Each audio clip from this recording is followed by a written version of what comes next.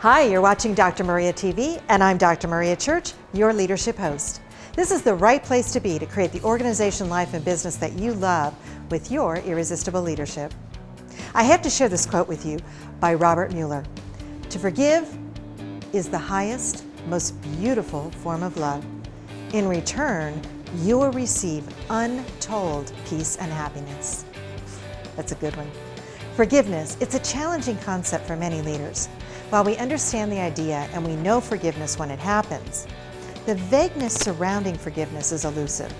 The ambiguity enfolding forgiveness stems from our questions of how to bring about forgiveness and understanding, and from where it actually originated. So to begin, let's take a deep dive into the word itself. For implies intention to someone, for the benefit of or on behalf of someone or something. Give is to pass on, to gift or convey something to someone.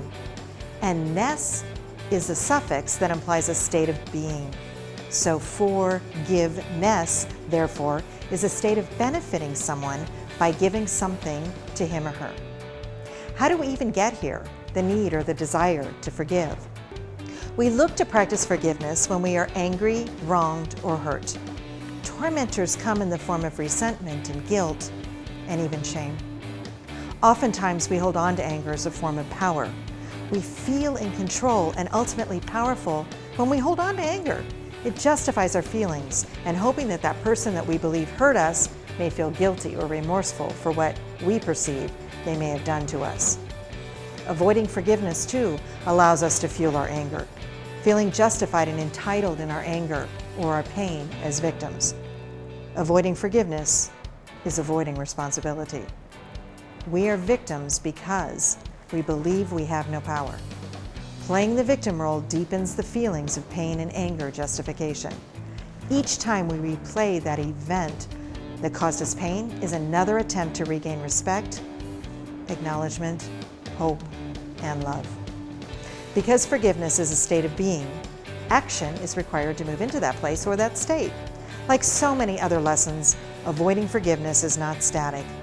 Anger leads to judgment, judgment leads to blame, and blame leads to resentment.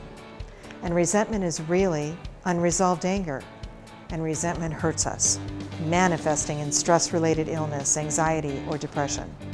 Resentment hardens our hearts, paving a path of vengeance.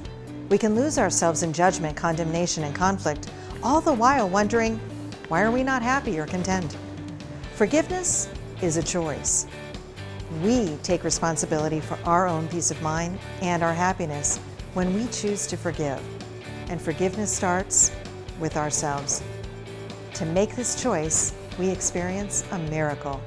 And the process for experiencing the miracle of forgiveness is perception shifting. The change in attitude comes to us through grace. Cultivating a practice of forgiveness first begins with self-forgiveness. Dr. Robin Kasarjian describes 6 steps to practice self-forgiveness in her book, For-give-ness. The first step is to acknowledge the truth. The second step is to take responsibility for what you have done. The third step is to learn from the experience by acknowledging the deeper feelings that motivated the behaviors and thoughts for which you now feel guilty and hold yourself in judgment. And the fourth step, open your heart to yourself and compassionately listen to the fears and calls for help and acknowledgement deep within. The fifth step, heal those emotional wounds by heeding the calls in healthy, loving, and responsible ways. And the sixth step, align with yourself and affirm your fundamental innocence. By practicing self-forgiveness, always remember to be gentle with yourself, suspending any judgment and allowing and receiving miracles in this holy space. The miracle and shift in perception and attitude gives us insight about others and about ourselves. Now I would love to hear from you. What is the first step that you are willing to commit to today to move into self-forgiveness? Let's continue our discussion after this episode. Come on over to drmariachurch.com and leave your comment. Did you enjoy this video? If so, subscribe to this channel and share it with your friends, your coworkers, and your colleagues. If you would like even more resources to support you in your leadership development to create the organization, business, and life that you love, then come on over to drmariachurch.com and sign up for my email updates.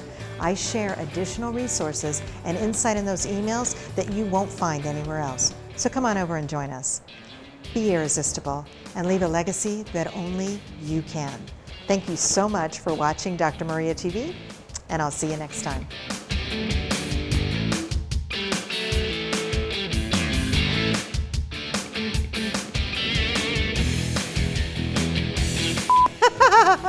Your hair is the wrong color. You have to have red. All right, but I have the beads, the Wilma Flintstone beads. All righty, and we're ready. Resentment hardens our hearts, paving a path of vengeance.